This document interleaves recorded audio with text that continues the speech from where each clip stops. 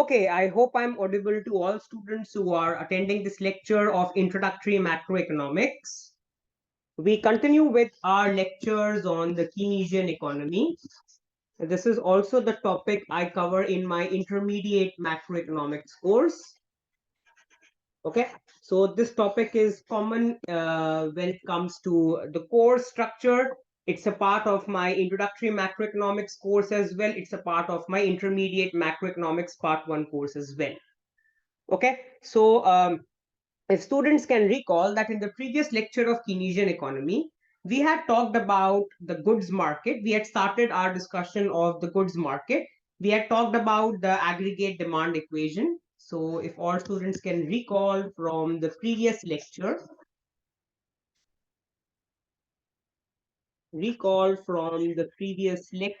that our aggregate demand comes from consumption by households, investment by firms, expenditure by the government, exports, which captures the demand for our goods but by the foreigners, and we subtract imports because it shows demand for foreign goods by the domestic residents. Okay, so this was the aggregate demand equation, and we had said in the previous lecture that the goods market is in equilibrium. The goods market is in equilibrium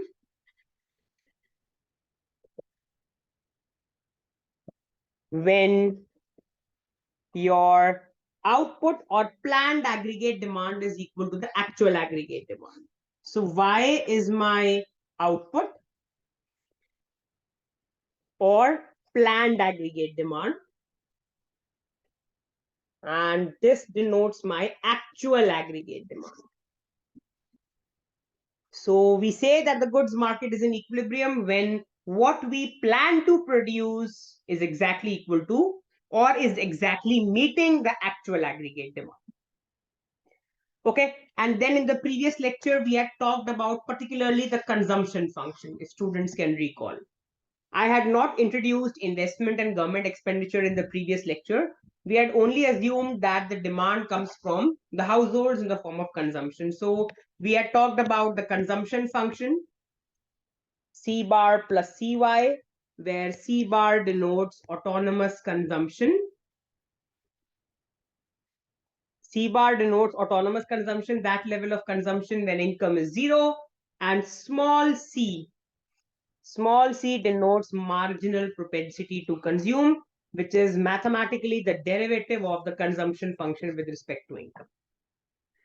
And then we had also said that MPC lies between 0 and 1. All detailed explanations were covered in the previous lecture. Along with that, we had also found out average propensity to consume, which is consumption per unit of income. Then we had also derived the savings function. So income in the economy is consumed or saved. If I plug in the value of consumption, which is C bar plus CY plus S, if I solve this for S, we had derived the savings function, which is minus C bar plus 1 minus CY. Minus C bar denotes the level of this savings, and 1 minus C denotes marginal propensity to save. Marginal propensity to save is nothing but the derivative of the savings function with respect to income. So this was all to do with savings. And then we had also looked at average propensity to save. So on the top, I'm writing here, average propensity to save is nothing but my savings divided by my income, S by Y. Okay, and just like MPC and APC both lie between 0 and 1, MPC and APC both lie between 0 and 1. Their sum is also equal to 1. So I can say that the sum of MPC and MPS is also equal to 1. And the sum of APC and APS is also equal to 1. Okay, all this was covered in the previous lecture. We had also drawn the consumption function and the savings function. I'm not drawing that in this lecture. Okay, so now what are we doing in this particular lecture? We are now introducing investment into the picture. So we are now going to see what happens if we also have demand coming from the firms in the form of investment. Okay, so we now give the heading planned investment. Aggregate demand and planned investment. So all students can write this heading: aggregate demand and planned investment. So I am now going to rewrite the aggregate demand function. In the last lecture, it was only coming from the households in the form of consumption. Now it also comes from the firms. So I can say that now my aggregate demand is equal to C plus I. Okay. And my I, which is my investment, is equal to autonomous investment I bar. So where I bar denotes autonomous investment. Autonomous investment is the fixed investment irrespective of the level of income. So I can say autonomous investment, that is that investment which is fixed irrespective of the level of income.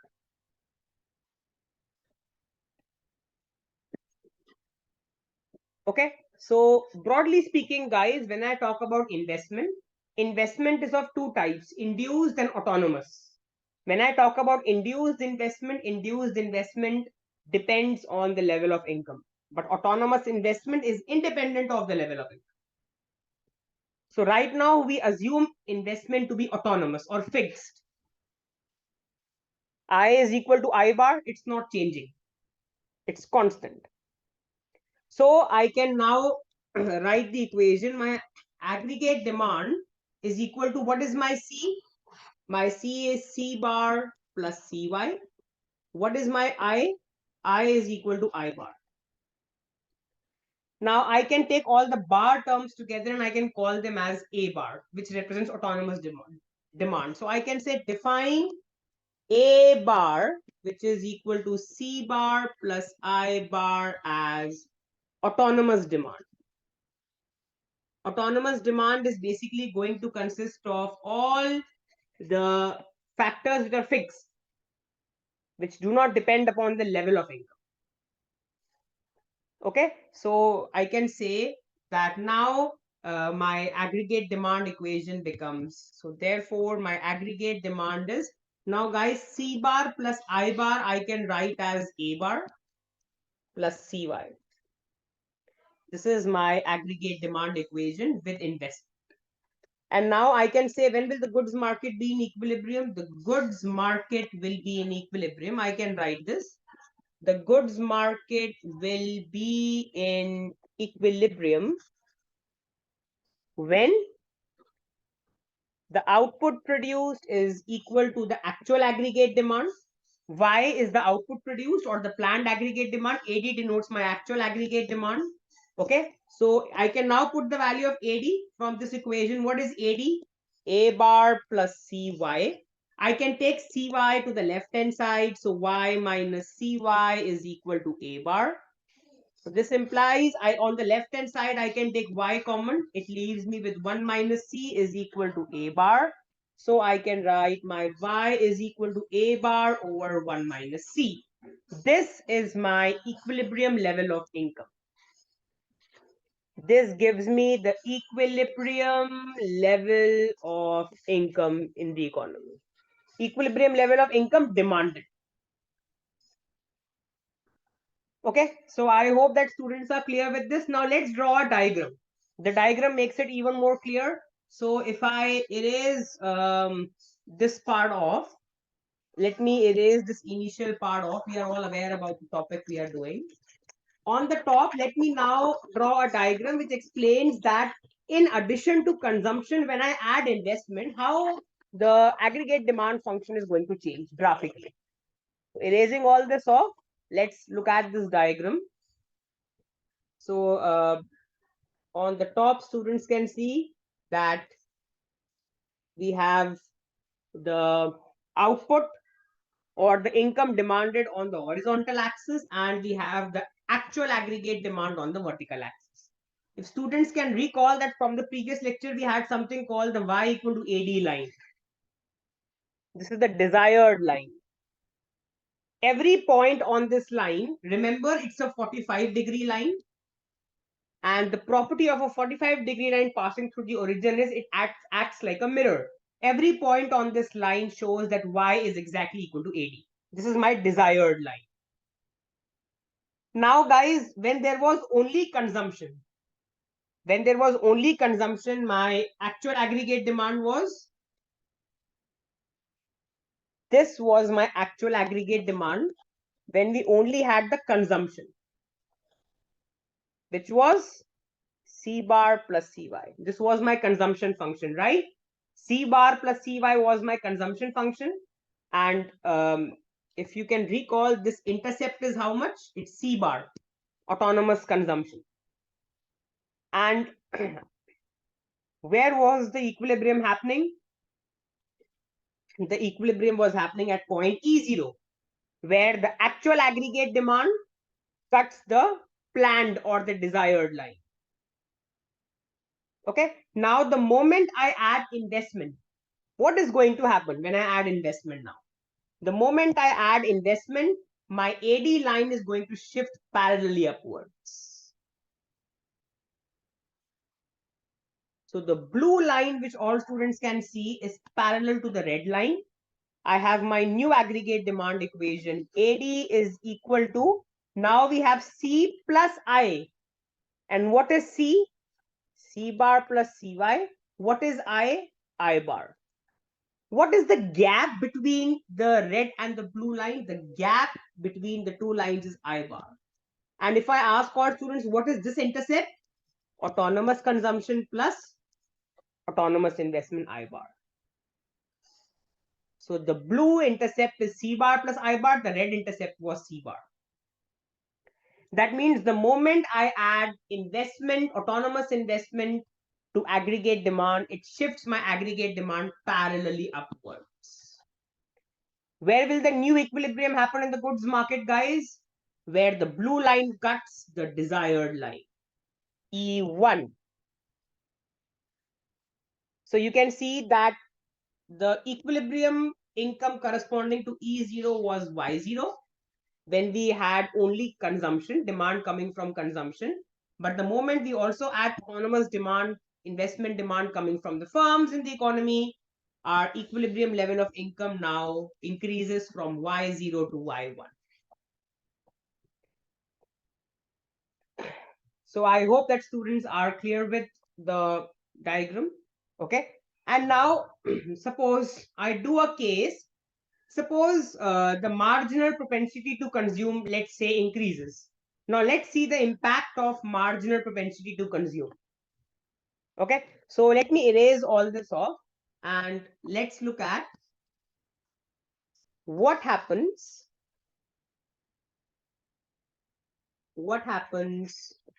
to the equilibrium in the goods market. What happens to the equilibrium in the goods market when the marginal propensity to consume, which is MPC, let's say, increases from C0 to C1. Remember, small c denotes MPC. Suppose my MPC goes up. And we have the investment sector also, by the way. Okay. So let's draw the diagram. Let us see what happens when my marginal propensity to consume goes up. So again, output on the horizontal axis, aggregate demand on the vertical axis. My desired line is Y equal to AD line. Okay. And my initial, when my MPC was C0, my aggregate demand, actual aggregate demand function was this. Aggregate demand, which is equal to C bar plus CY0 plus I bar. Okay. C bar plus CY0 is my consumption. I bar is my investment. So this was my initial aggregate demand equation, AD0. I can call it. And what was my MPC? It was C0. So guys, I can write C bar. Let me erase this. I can write C bar plus C0 Y0 plus I bar. This was my initial MPC. Now, what will happen to the aggregate demand, actual aggregate demand curve when my marginal propensity to consume increases from C0 to C1? Now, remember, MPC captures the slope of the aggregate demand. If I write this equation in general, aggregate demand equals C plus I, which is C bar plus CY plus I bar. How do I find the slope? Remember, slope is dy by dx. What are we measuring on the y-axis? Aggregate demand. So derivative of aggregate demand with respect to what are we measuring on the horizontal axis? Income. Y. So guys, if I differentiate aggregate demand with respect to y, if I take the derivative, what do I get? The derivative of C bar is 0, the derivative of I bar is 0, the derivative of CY with respect to y is C. So I can say that this is the slope of the aggregate demand line. So I can say that the slope of this line was C0. What happens if slope goes up? Now we have done this in our lectures on mathematical methods for economics. When slope of a line increases, it becomes more steeper. I can write this. So recall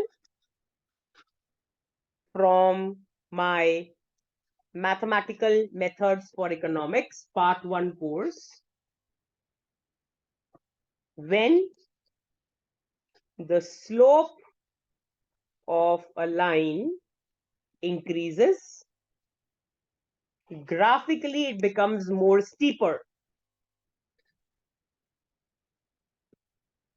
Graphically it becomes steeper. And when the slope of the line falls, graphically it becomes flatter.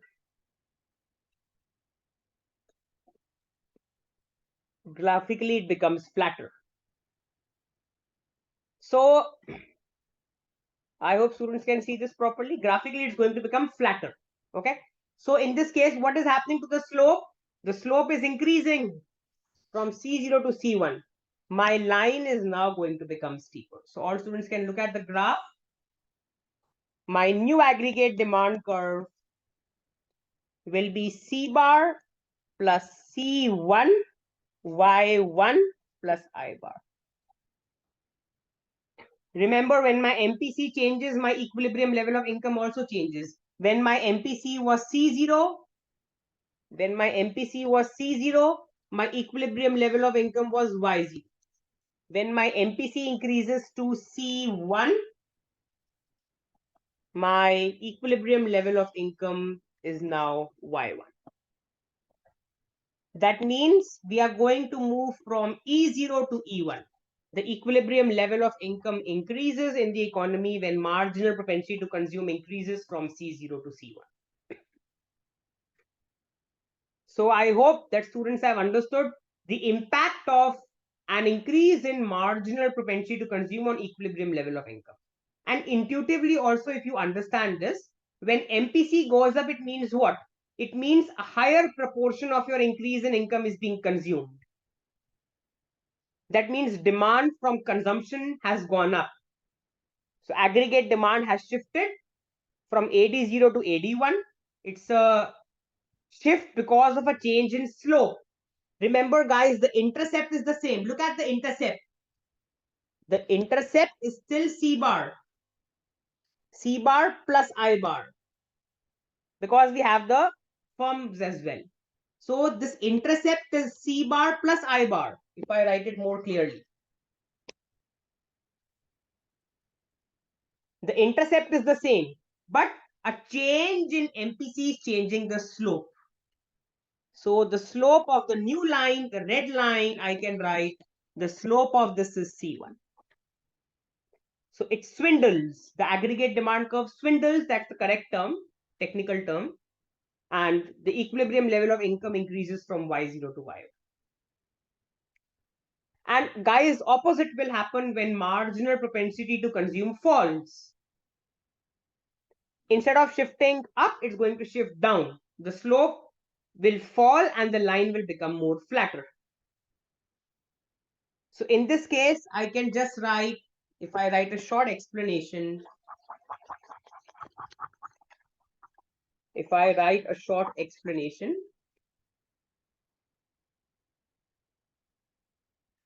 I can say that an increase in the marginal propensity to consume from C0 to C1 causes the AD curve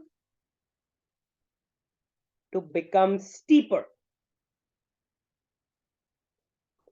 As a result, the goods market equilibrium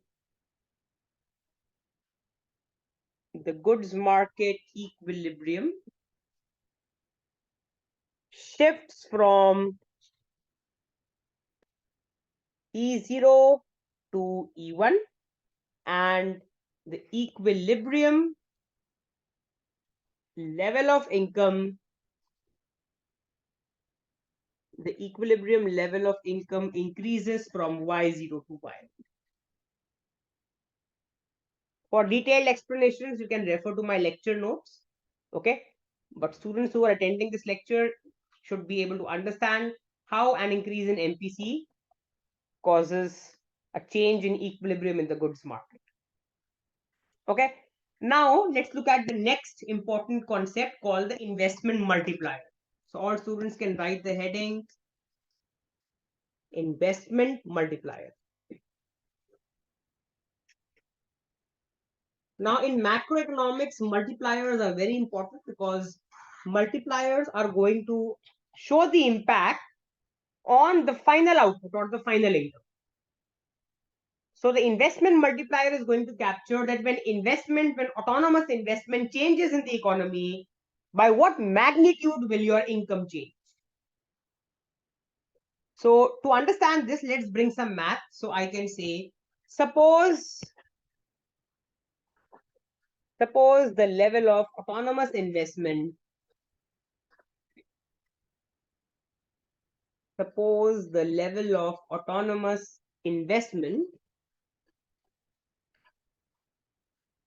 increases from I0 bar to I1 bar.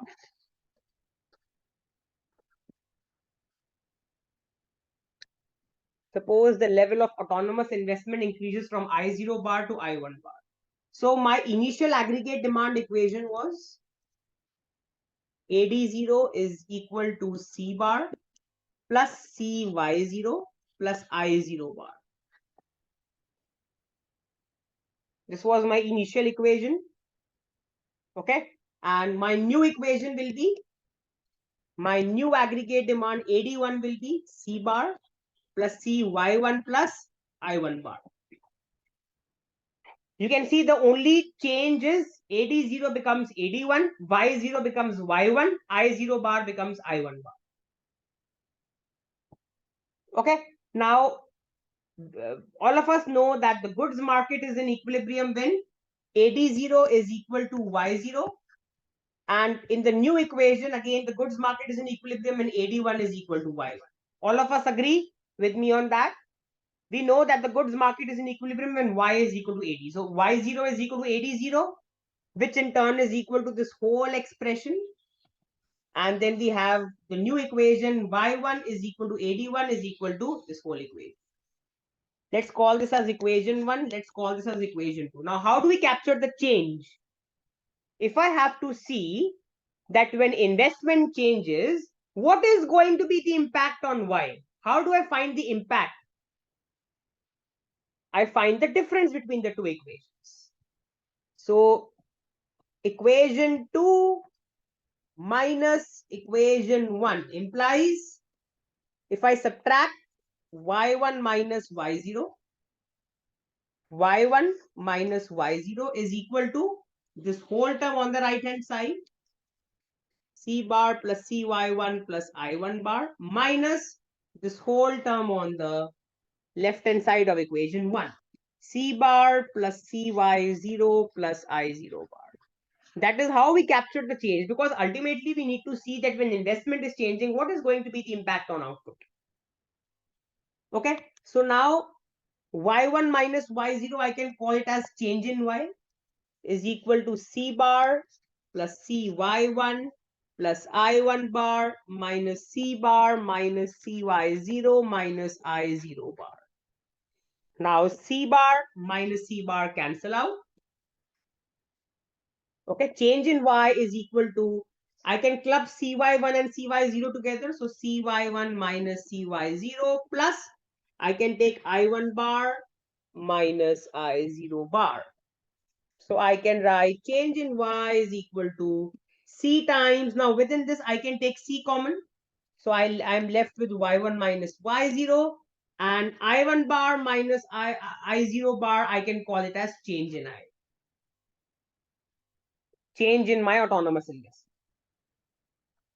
Okay, so now I can write change in Y is equal to C times Y1 minus Y0 is change in Y plus change in I.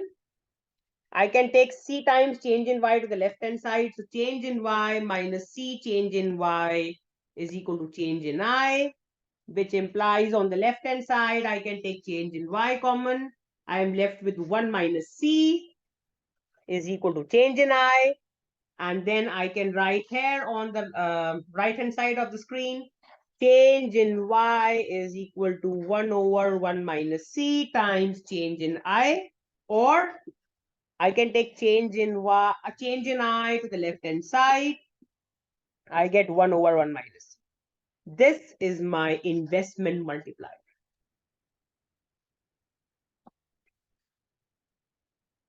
This is my investment multiplier. And what is 1 minus C? Remember, it was called, if you are actively and dedicatedly watching my lectures, 1 minus C was nothing but marginal propensity to save.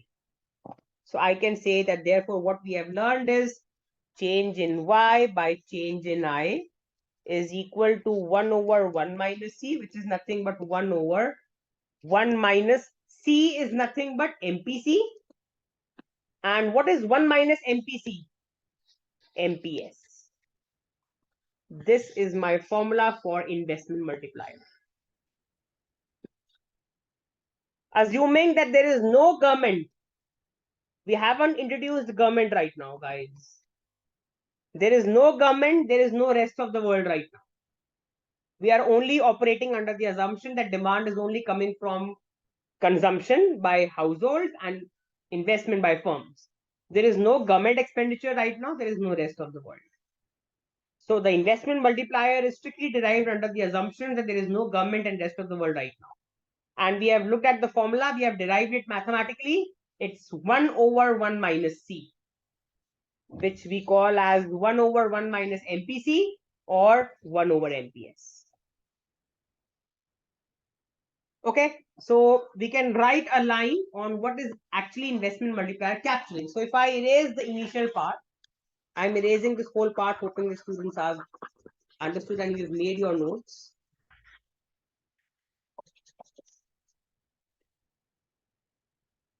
Erasing this off, I can write.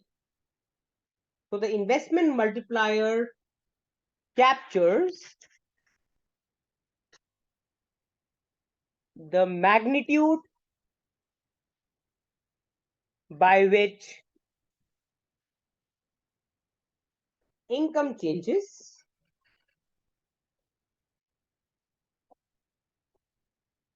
due to the change in autonomous investment.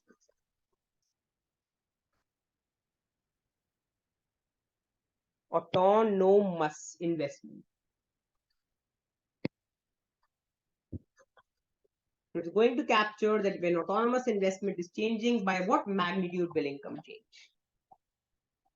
Okay, and now the time has come to draw the multiplier in picture. So let me show our students graphically how we can capture the investment multiplier. So let's draw a graph. I'm erasing the mathematical equations now from the screen. And let's work out the graph.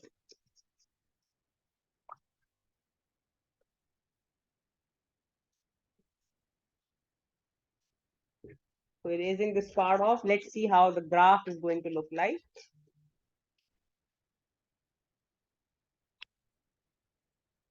So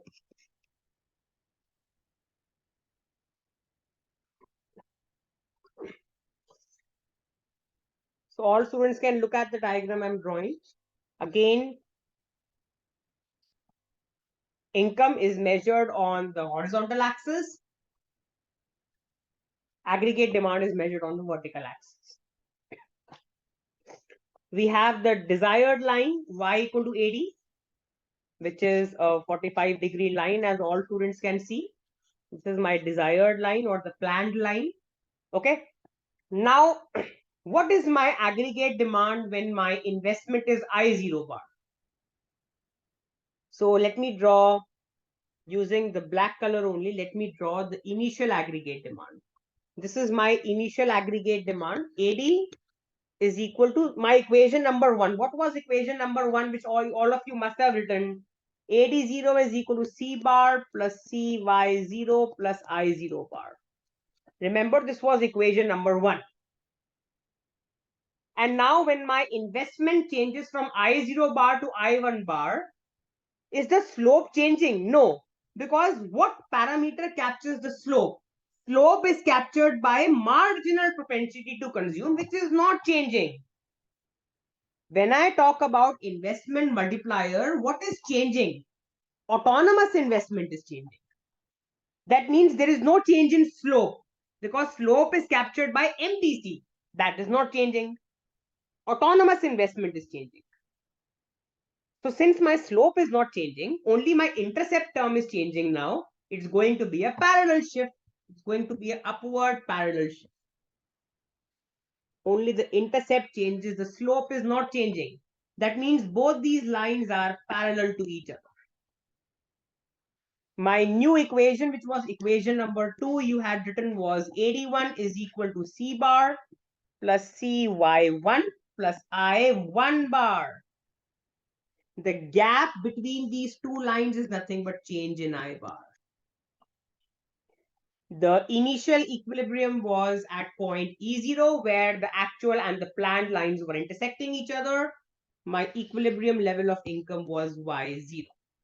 The new equilibrium in the goods market occurs at the point E1, where again the new AD1 line cuts the desired Y equal to AD line, and I get my new equilibrium level of income Y1. Now let me show to all students the multiplier. Where will the, how can we visualize the impact of multiplier? So to understand that, let's go into some geometry. So first of all, can all students see this big triangle? Look at this big triangle. Let me, to make it more sense. So look at triangle. So I can say consider triangle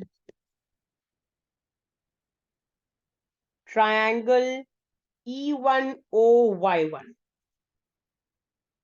Consider this triangle E1, the origin, and Y1, the big triangle.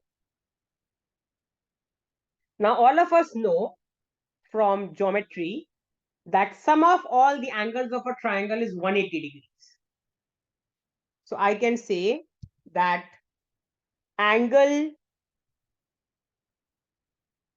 OE1Y1 plus angle E1OY1 plus angle E1Y1O is 180 degrees. In the bracket, I can write sum of all angles of a triangle is 180 degrees. Now, guys, it means what? This angle plus this angle, this is 90. You can see this is 90 degrees. So this angle plus 90 plus this should be equal to 180. Now, angle OE1Y1 is what I need to find out. This angle is how much? From the picture, you can see that this angle is 45 degrees. From the picture, you can see that this angle is 90 degrees. So can I find angle OE1Y1? Let's find it. Subtract 45 and 90 from 180. Very simple. So if I erase the initial part and if I work out the math part on the top of the screen, so I can write that angle OE1Y1 is how much? 180 minus 45 degrees plus 90 degrees. This is how much? 180 minus, how much is 45 plus 90? 135. And 180 minus 135 is 45 degrees. That means angle OE1Y1. This angle is how much? 45. Now let me do a small construction. Let me draw a line parallel to Y0Y. So let me draw a blue line, as all students can see. I'm drawing it again. I'm doing this construction. See, I've drawn a blue line. The blue line is parallel to Y0, Y1 line. And now let me call this as some point, let's say D. So now consider triangle E1, E0, D. E1, E0, D. That means consider the small triangle now.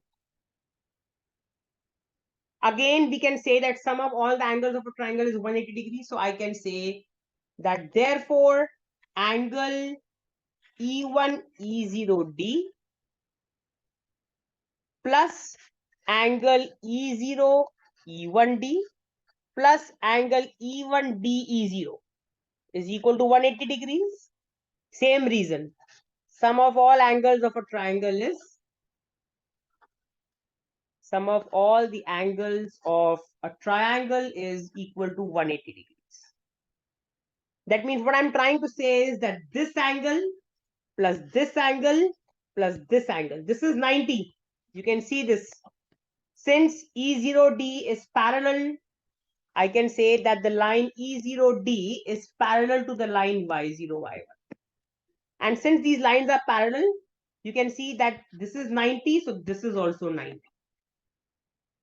So guys, this from the picture, look at the picture, angle E0, E1D is how much? 45 degrees. This is 45 degrees. And angle E1D, E0 is 90 degrees. Can I find this angle? Can I find this angle? Yes. So I can say therefore angle E1, E0D is how much? 180 minus 45 plus 90, which is how much? 180 minus 45 plus 90 is again how much? 45 degrees. That means this angle is also 45 degrees.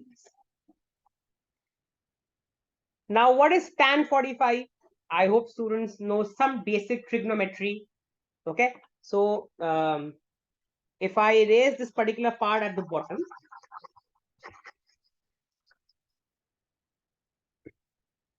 so consider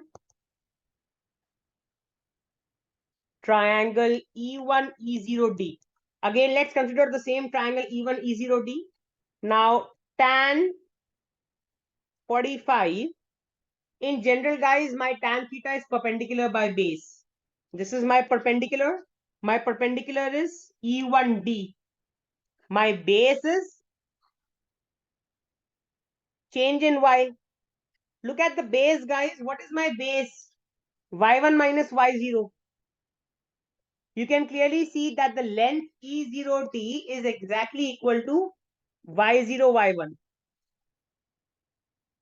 And y0, y1, if I take the difference, y1 minus y0 is nothing but change in y. And what is tan 45? Tan 45 is 1. So 1 is equal to E1D over change in y. This means my change in y is equal to E1D. If I cross multiply 1 into change in y is change in y is equal to E1D. So what is my change in y? This was my change in y. Now I can say that basically the blue line. So if I show you all, the blue line and the pink line are equal. Graphically, the blue line, which is E0D, and the pink line, which is E1D, are equal. And they are equal to change in y. Now let me call this as f, guys. Suppose this point is f. So now I can write E1D as follows. If I erase the initial part from the screen, erasing the initial part, I can write that my change in y therefore is equal to E1D. But what is E1D? E1D I can write as, from the graph, I can write as E1F plus FD. From the graph, I can write E1D as the sum of E1F plus FD. That means this whole is the sum of this plus this. Now, what is E1F? E1F is nothing but change in I bar. In the bracket, I can write that since E1F is equal to change in I bar. All students agree with me on that. E1F, this gap is nothing but change in I bar. So what is this gap? This gap shows the FD. FD is what? In the picture, if I make it slightly more clear to all students, this FD shows the impact of the multiplier. Or I can say the multiplier effect. This is the multiplier effect. So FD captures the multiplier effect.